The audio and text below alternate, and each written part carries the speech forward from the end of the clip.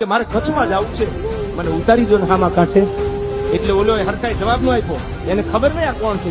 હરખાઈ જવાબ નો કે વાવાઝોડું છે ને પવન છે, મારું શર્ટ ફાટી જાય, તમે કોઈ ન થાય, વાણ ન હાલે. એટલે વળી બીજી વાર રાતે પગે લાગીને કીધું કે મારે કચ્છમાં પૂરવું છે, મને આમે કાંઠે ઉતારી દો ને. એટલે બીજી વાર એને કીધું કે નહીં થાય. અને તેથી ખંભો ચાલી અને એક બાજુ થઈ જઈને કીધું કે જેસલ જાડેજાનું નામ સાંભળ્યું છે. ત્યાં તો વાઇબ્રેશન થવા મીડ્યો. એ કે હા એ તો કચ્છની ધરતીનો કાળો નાગ છે. એ કે હું જ છું જાડેજો. એ કે બાપુ તમને થોડી ના પડાય, વી આવો.